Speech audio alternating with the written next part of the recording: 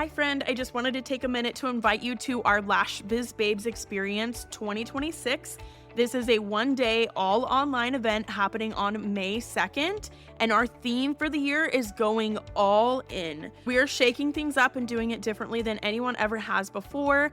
This is going to be an all online event as usual, but it's going to be 100% a curated journey throughout your day as we guide you through the mindset, strategy, and passion needed to go all in on your business to make it your best year in business yet. All lash artists, estheticians, and beauty professionals are invited to join us. There will be guided sessions, interactive workshops, a panel discussion, and big giveaways happening throughout that whole day. And tickets are on sale now for only $199. Payment plans are available. Let's go all in on our businesses for 2026 together. All the details and the link for tickets are down in the show notes below. I would love to have you join us online in May. Welcome to Lash Biz Babes, the podcast for solo beauty business owners who want to build a full clientele and create a business and life that they truly love. My name is Erica. I'm your host. I'm a lash artist turned beauty business coach, lash educator, and social media manager for salons and beauty businesses. I'm so happy that you're here. Let's go ahead and jump into today's episode.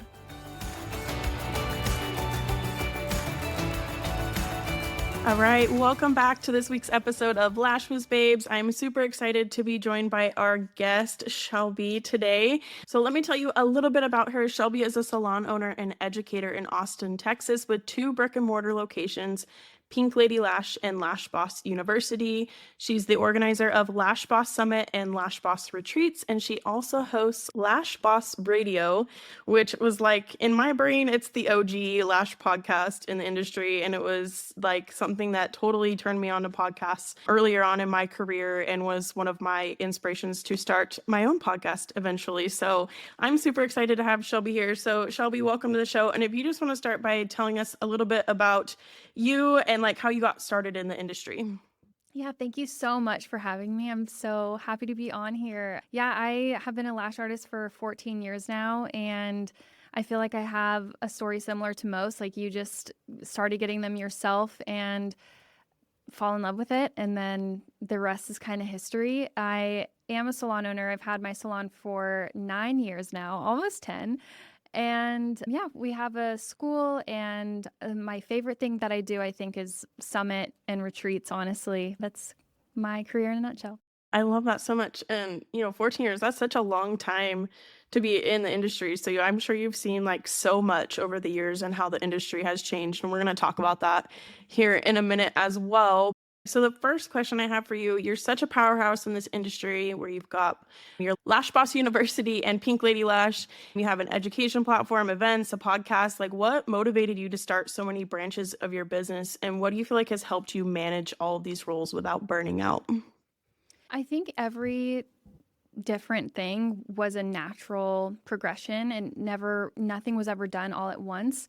I think the podcast was the second thing I ever did aside from salon ownership. And then from there, I just realized how much I loved the community. I was going to events all of the time, trade shows, conferences, seminars, classes, and I loved learning myself, and I loved connecting with people. So through the podcast, through going to things myself, Summit was born. And through that, Retreats was born. And yeah, so I feel like everything kind of had its birth because of something prior to it.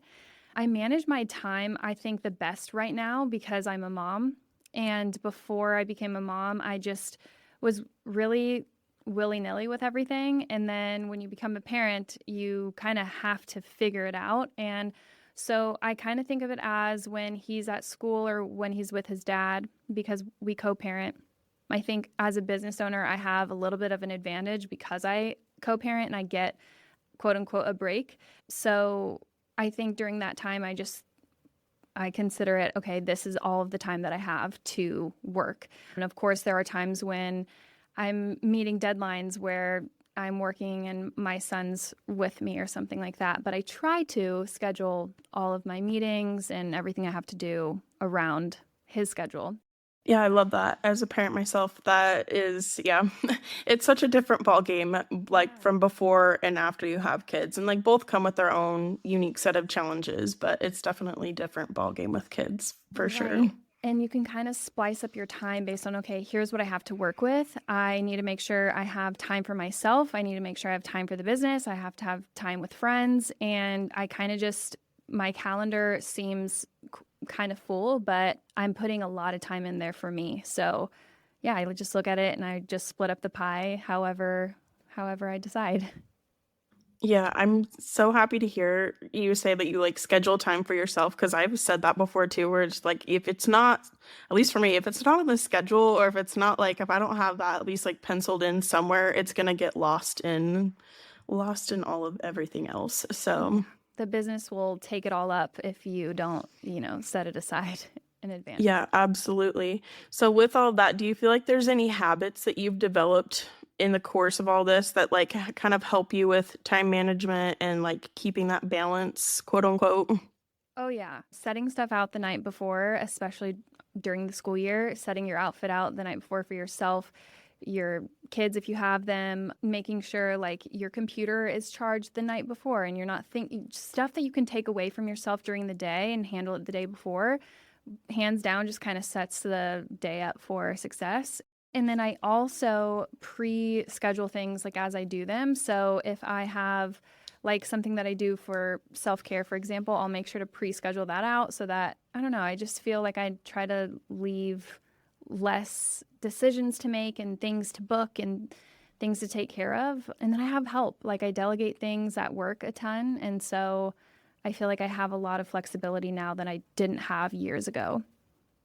Yeah, what I'm hearing is like a lot of planning and prep, which I had to get so much better at when I had kids too, because I wasn't very good at it before. I feel like I was like a type B type of person, and then I became a mom and I wanted to be type A. Now I'm like somewhere in the type C area, but Yes, it's literally same thing. I think I naturally am type B. I don't know if this is like second child syndrome, but my brother is like worrier, type A, just, you know, that's just how he is. And I just always grew up like la di da. And so, yep. And then you become a parent and things just have to change. But yeah, I think if I let myself, I'll fall back into that state of mind where you can tell that I'm a type B type of person. So I have to like I just know myself now, so I have to schedule, prepare, and life is just I've noticed it feels a lot easier and better that way. 100% agree with that. And I love that you said like I know myself because I feel like that it's kind of been a journey of like I get to know myself and then I'm like, okay, I know if I don't put it immediately into my calendar, I'm gonna forget. So that's like a little thing I know about myself to know, okay, it needs to go in the calendar, it needs to get written down right away. So I think a lot of those things tie into like those little habits. So thank you for sharing that. So you also talk a lot about like cycle syncing. I know I've seen you speak about this at a couple events. So I kind of wanted to touch on it for a minute because it's so I mean, you don't hear a lot of people talking about this. I feel like it's very unique and it can make a big difference. And so, can you just tell us a little bit about what it is and maybe a little bit about how you personally use it to Yes. with your time management? Yes, so I recently spoke about this at Lash Boss Summit. It was the first time that I ever spoke on stage at Summit. Was speaking other places and stuff, but never at my own event. And so this topic was really exciting to be the first time speaking at Summit. So I basically take my like menstrual cycle and I break up different tasks that I have to do as a business owner and put it in the different cycles. So, for example, in my follicular phase or ovulatory phase, that's where I like to do most of my podcast recordings, most of my social things. I'm very like this is a great time to do launches or something that requires more energy because you have more energy at that time. My luteal phase, I feel like I want to be in bed for like 2 weeks. And so I won't schedule certain things in that time, such as meetings. I'm just not my best self and I'm not my best communicator at that point. So I will wait until my next follicular phase, even if I'm like, ooh, this is bothering me. A lot of times in our luteal phase, things come up that we're like, this is bothering me more than it has, and I feel really resentful towards this, or I feel really angry about this, I will jot it down and I won't address it until I'm in my follicular phase again, because I will be my best self. And a lot of times we'll tell ourselves, like, I don't know what I was so upset about a couple weeks ago, why that bothered me so much. And then we'll just not say anything. But the thing is, it's telling you something that is deep down bothering you. You can address it just when you do feel like lighter. So yeah, all of like the big heavy lifting stuff I do in my follicular and ovulatory phase, and then in my luteal and menstrual phase, it's just very light. Lots of like analyzing, journaling, lots of report running at this time, and then I act on those things when I'm, going like just revving up my engine really. And so yeah, everyone has your follicular phase is like the first day of like when you bleed, day one. That's also your menstrual phase. And so your menstrual cycle ends and your follicular phase continues and you're revving up in energy. And then you hit your ovulatory phase. This is like the most surge of hormones, lots of energy at this point. And then after that, you're in your luteal phase all the way until you are in your menstrual phase again. And the luteal phase is kind of just where people start to crash. And what I noticed about myself is what, some people might be able to relate to is feeling like really not productive, really not motivated. I did not want to write clients back at this time. I did not want to have meetings. And when I did, I feel like they didn't go the best. I made worse decisions at this point. And so I started realizing years ago, probably like 6 or 7 years ago, I thought something was truly wrong with me mentally. Like, why am I so down in the dumps? And then I can accomplish so much like the next week. And so I started looking into what is going on in my body, and it was my menstrual cycle. That was it. And so now I use it as a tool, and I still feel those same things, but I'm not giving myself the same type of schedule week to week. It looks a little bit different. I really like hearing that you're like, oh, I recognize that about myself because I don't know if I just was like just really not paying attention to my body before, but like I feel like growing up and all that, I did not understand the different phases of the cycle and how it can affect you. And like I didn't even start thinking about this until the last few years, but it makes such a big difference. And I think it's just very important for all women to understand what all of that is. And hopefully, as the industry evolves and just the society evolves, I guess, like it's something that's more talked about and more like educated about at younger ages too, just because I had to figure that all out by myself. Yeah, like men have the same 24-hour cycle. Like they wake up with a surge of testosterone. Their day looks the exact same as it did yesterday hormonally. Ours doesn't. Like every single day of the entire month is a little bit different. And so, for whatever reason, no one was talking about this. Like now, there are people that they talk about cycle syncing their workouts or their nutrition or something else. I don't really hear it often talked about with work because most of us have like 9 to 5s where we have to perform the same every day. But I think if society were to maybe cater towards women's, ebbing and flowing, maybe we would see that this is kind of like a superpower in a way. So yeah, I think in the luteal phase, we look at it like, oh, this is not really a good time for anything, but that's not true because you're so analytical. This is really good at like finding and critiquing things in a good way, and then of course acting on it later. But yeah, I love being in my luteal phase. I feel like I have a way different mind and way different analytical sense to me whenever I'm in that phase.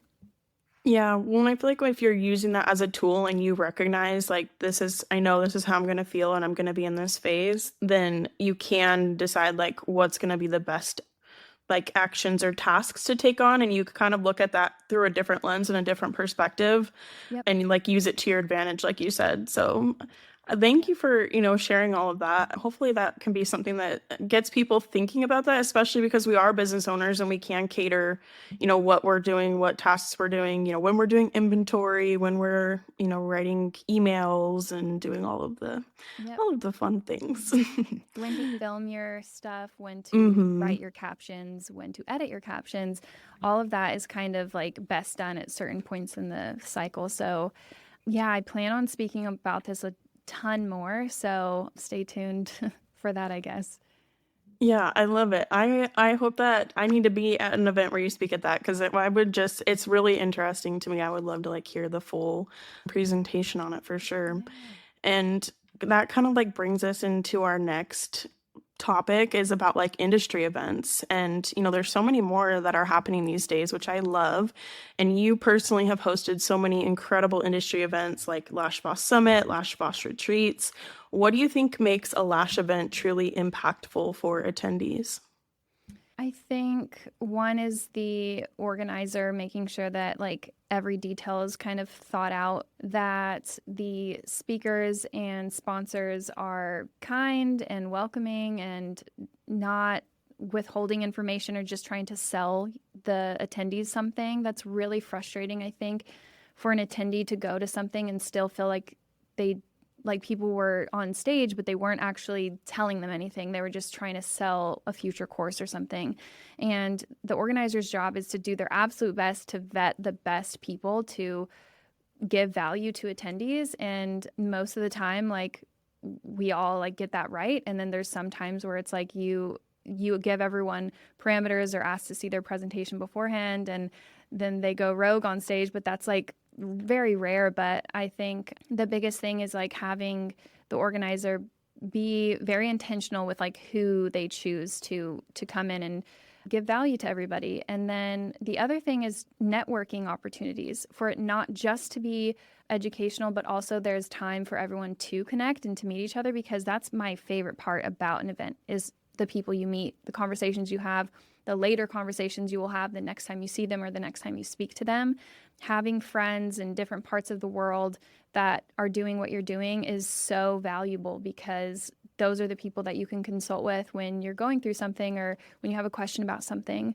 It's different when you just meet someone online versus, no, I've met that person in person. So yeah, I think just everything from the quality of the education, that there's no gatekeeping, and then also just that there's time and space for networking to happen too. Absolutely. And that's one of the things that I love has evolved in the industry is that there isn't as much gatekeeping as there used to be. And I think it's really cool to see how many events there are and how open and willing everyone is to just like join together and help each other out. That's one of the things I've noticed about attending events too, is like the community aspect of it and just how much everyone really wants to see each other succeed and being able to cheer each other on. So that's what I love about like attending events too. And like you said, you have the friends that are all over the world, and like you have these people who have been in your shoes before. They're also business owners and they're like cheering you on through all of the ups and the downs. That's for sure one of my favorite things. Same. Yeah. I try to go to everything that I can, whether it's just a social one. Those are fun where like there is Hmm. no educators, it's just for socialization. And then I love ones that blend the two, like LashCon and Summit, and there's a few others that are both educational and like networking. So those are really fun. Yeah, absolutely. I agree. And like I don't know, it's fun because you like can learn and stuff, but the party is all like I don't know, for me it's like that's always my favorite part too. Not just like I don't know, just like getting to meet people and like for me, it's kind of like my Instagram feed in person. You're Yeah. like, oh my gosh, wait, I know you. Like, I know you from Instagram. Like, I see your posts all the time. And like, people are like, oh, I love your content. And like, just actually getting to I mean, like you said, you meet online and you can like network online and be friends online, but it's so like the energy in person is like so electric.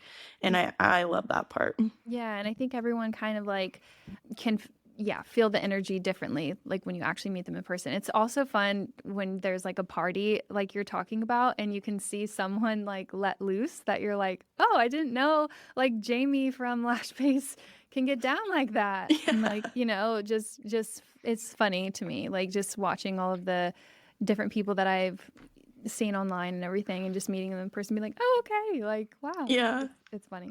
It's not like the polished Instagram perfect version of No. everybody. No, and not like sloppy either, but it's just Well, like people are yeah. having fun. Yeah. I think it's so great. Yeah. Yeah, absolutely. I love that part. It's like not filtered. So, Hmm. and with that, people can get kind of nervous if they've never been to an event before. So, for someone attending their first Lash event or their first Lash Boss Summit, what advice would you give them to help them get the most out of it, especially since you've attended like so many events over the years? Yeah, I mean, I'm an introvert, so I know what that is like to like enter a room and it kind of seems like everybody knows each other already or everyone's already in a conversation. But the truth is, like, no matter what, I feel like everyone is a little bit nervous. Like, everyone comes out of their hotel room, they go downstairs, and they're just like, it's just a little bit anxious sometimes. But I would try to immediately find like a buddy there that also looks uncomfortable. So instead of like looking at your phone and like just trying to, I don't know, blend in or something, just look around and see is there anyone else there that might feel the way you're feeling and go make friends with them. I think too, if there's a conversation already happening, like feel free to like go up and see what they're talking about and see if like how that feels to hop into their conversation and stuff. A lot of people don't know each other at events. So when it looks like people are all kind of grouped together, it's just because everyone is like possibly networking.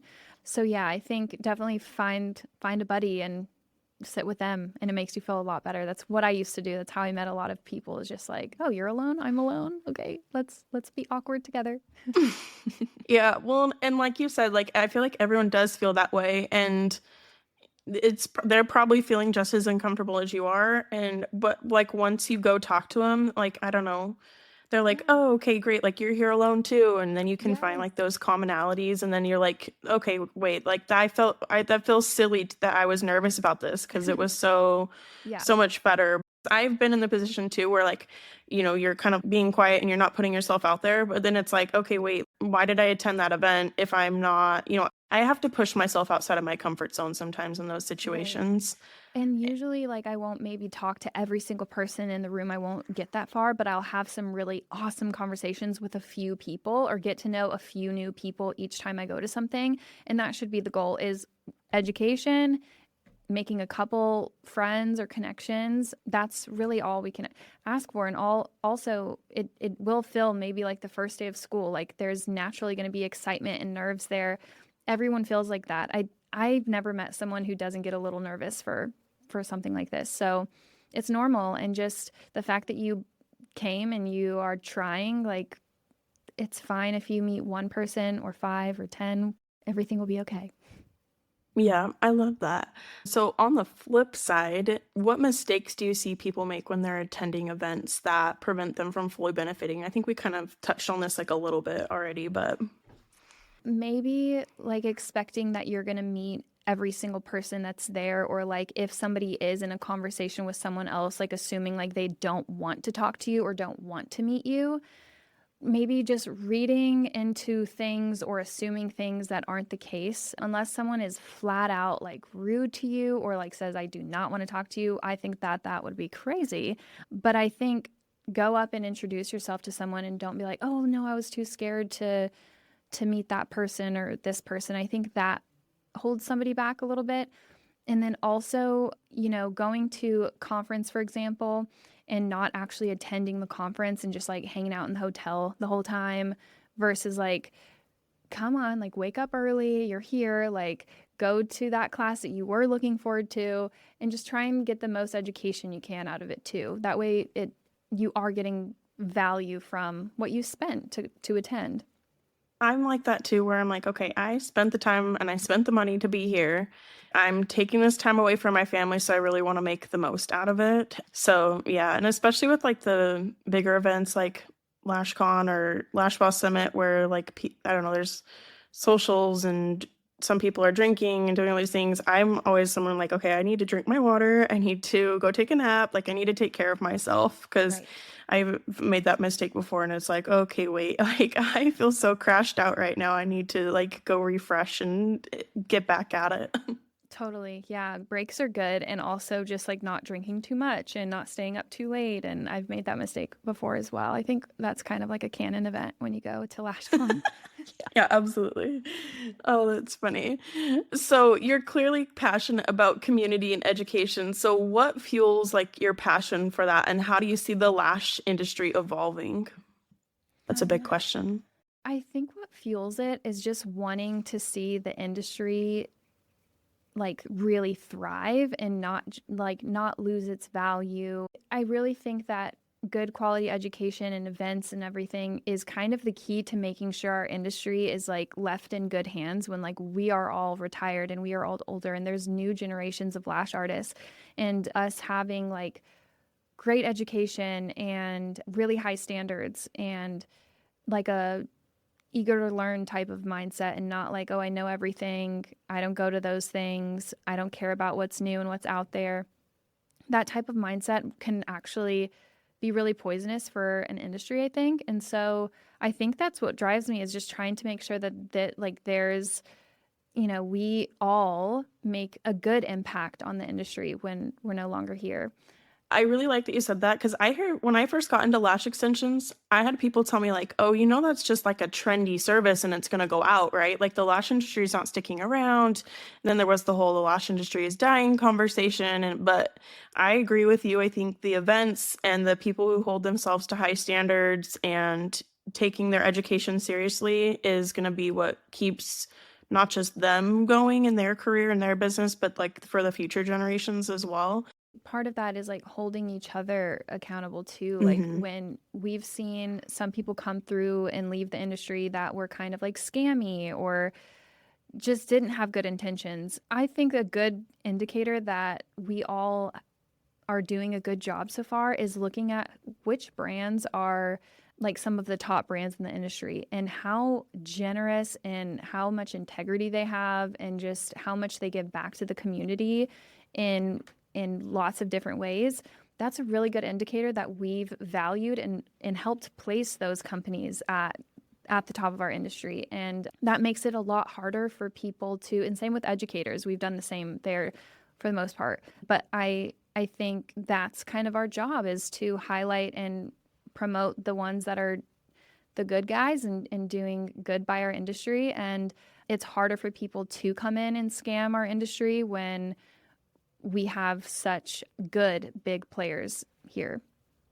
Yeah, I would agree with that. I mean, the first brand that came to mind when you started talking about that was PLA. Mm-hmm. Like when I kind of worked with them just a little bit behind the scenes when they did, like Michelle spoke at our first online conference back in 2023 and they sponsored it and stuff, like just getting to talk with them behind the scenes and all of that was just like, wow, you guys really freaking care about the industry and like they're very passionate about it. They're always helping people. Well, I mean, we all see the giveaways they do all the time just to give back to the community, and I think it kind of really shows in where they're at. And it's not just them either. That's just the first one that came to mind for me. But yeah, I agree with you on that. And also to kind of touch on what you were talking about earlier with those who kind of have like a closed mindset and they're not like open to learning new things or like, oh, I'm too good to go to an event or I don't go to things like that. What I've kind of noticed too is I've met lash artists before who are like, oh, well, I've been lashing for, 10 years, 10 plus years, however long they've been at it, but they don't take the continuing education and they're kind of stuck back in like 2010, 2012, like lashing techniques. And it really shows. It's very interesting to me to see the difference between that and the new lash artists who are like going to events, taking classes, and how quickly they grow and how like quickly their artistry grows as well. Like you can see the huge difference in the growth and the results that they're getting. Yes, I completely agree. It's crazy how fast somebody can get very skilled and very talented, know like a ton of different techniques. That's wild. But yeah, it's our education, and that only continues to get better because you won't be able to survive if you're not being a good educator. And this is whether you're a small brand or not, like, or a small educator or not. Like, you have to provide quality. Same thing with you as a lash artist. Like, you're not going to survive if you're not doing things the right way. And that goes for like anything in our industry. But yeah, I think if somebody is against continuing to learn, like, I don't know if you notice this, but at a lot of industry events, there's sometimes like announcements or just new things revealed. There's product launches. You are kind of the first to know about things. And yes, it makes it to social media, but I think sometimes people who don't love to go to those things or invest in education or classes or something also don't spend a ton of time like looking online at anything or finding new people to follow or brands to follow. And they sometimes don't even know like what has changed in the industry. They don't know actually how far behind. I hope that that's not offensive, but like far behind that they are. They don't even know what they don't know. And so, yeah, I think going to like yours is a really great way for people to get a ton of education, but not have to spend on the travel. And it's cheaper than an in-person event, obviously, because there's not like the hotel costs and all of that. But something every year, do something. It's you owe that to your clients and to yourself, I think. Yeah, absolutely. I 100% agree with that. People see like I don't know how to explain it other than like the clickbaity type of posts and like headlines and stuff in the industry of like, oh, a lash robot is going to take our jobs or whatever. And the difference between the posts and like the fear mongering that you see about that online versus like going to the event and listening. I was honestly really impressed and like I guess shocked in a way of just like because all I'd read like specifically about I don't remember the name of it. Is it Loom or something with the machine that does the lashes? I mean, all I had seen was like the fear mongering type of posts online. So then to go to LashCon last year and actually hear them present about what it is and what it does and the safety behind it was like, oh, this is really actually very interesting. I don't think it's something that I would like bring on for my own practice or lash studio, but like it was just really cool to actually go to the event and hear them out. And I feel like that could be applicable to a lot of different things like UV lashing and like all, the new evolutions of the industry and what's coming out and getting to like have an open mind to listen to what it's all about. And like you said, a lot of these things happen at the events. If you're not doing your research and stuff online, otherwise, you might miss out on some of that. Totally. Yeah. At almost every event I've ever been to, I feel like there's some type of like new information or something that I did not know before. I've never left something and been like, I literally knew everything and learned nothing. So, yeah, you'll definitely walk away with a lot. And just your clients seeing that you continue your Yeah. education is very important because I think that you'll get left behind and left for like a more qualified artist eventually, no matter what. Well, and, like I live in a small town and I noticed that a lot of and I'm not saying anything like mean about anybody, but I noticed like just in small towns in general that we've lived in over the years, there's a huge difference in the more advanced artistry of some artists versus those who like haven't taken the continued education. I feel like that's just such an easy way to stand out and something that clients look for. Is like, okay, who's gonna like not everyone's just looking for the cheapest lash artist out there. Who's gonna do the best job? And I think that's kind of hard when you get in that like lack mindset sometimes, or like, I need new clients, I've got bills to pay. Like I've been there too, but you kind of lose focus of the fact that like there are clients out there who are looking for really skilled artists and who are doing a really good job, and they like that's going to help you attract them, especially when you're posting about going to these events and like here's how I'm going to apply it in my business, because it's not just about attending, then it's like taking that and actually applying what you're learning and making those changes, and clients do recognize that and see that for sure. Totally agree. Yep. I love it. So, last couple of questions for you. We've kind of talked a little bit on being a mom and a business owner. So, what's one piece of advice you would share with other moms who are trying to build or grow their lash or beauty business? Well, the first thing that comes to mind is just time is really precious and you don't get it back. So don't be so trying to build the business if you're not able to also be present with your kids when you do have time with them. Like a lot of time we spend a lot of time away from our kids like when we're working or when they're at school or whatever, but I think you don't get that time back whenever you guys are together. So if that means like not scrolling on your phone until like maybe they're taking a nap or going to sleep, or maybe letting that email wait. I think if you're a parent, you sometimes have to give that time to your kids because you won't get it back, and that email can probably wait, and scrolling on your phone definitely can, but that's something like I always have to remind myself is like if I was 80 years old and I went back to today, would I be on Instagram or would I be going to the park with my son? There was a post I saw one time. I don't remember exactly how they phrased it, but they were like, when you're old or like on your deathbed, you're not going to wish you had spent another hour scrolling on Instagram, but you are going to wish that you, like you said, had like gone to the park with your son or things like that. So yeah, I have to like remind myself of that perspective every day, because I get so success driven and like I'm ready to, I don't know if I call it hustle mode, but like I'm ready to work, like I'm ready to reach my goals, but I have to remind myself, okay, it's an ebb and a flow, and today I'm with my kids, and I don't know, the urgency behind, oh, I need to respond to people right away, or I'm like, okay, it doesn't have a deadline. It can wait until my office hours while they're asleep in a couple of hours. That's been a very difficult one for me, but it's a good reminder. So I'm glad that you brought it up. And then last question for you. Do you have a book recommendation that's made an impact on your personal growth or your business growth? Yes, a couple. Profit First, for sure. Atomic Habits, and those I would say are my absolute favorites. There's some other ones, but they're more like psychology. So as far as like beauty businesses, yeah, those two. Yeah, I love that. I feel like those are very great ones, like that I hear about a lot. And I haven't read Profit First one yet, but I hear it all the time. So I need to add that one to my list for sure. Because there's Profit First, and then they've also like licensed it to other people in different industries. So there's like Profit First for salons. There's Profit First for like restaurants, and there's one for salons that I read too, and I loved that because it was like they spoke our language, Yeah. And it was just very different. It was just more niche.